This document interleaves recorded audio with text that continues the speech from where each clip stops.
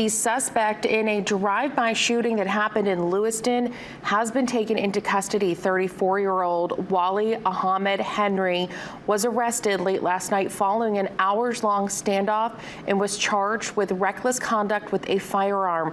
Just after 3 yesterday afternoon, police responded to reports of shots fired near Pine and Horton Streets. Witnesses told police someone in a dark-colored SUV fired at a group of men standing in front of a Pine Street store. No one was hurt. Police say they later found the suspect vehicle at an apartment on Elm Street, and Henry would later surrender. Authorities say they searched the apartment and found evidence related to the shooting. He's being held on $15,000 cash bail at the Androscoggin County Jail.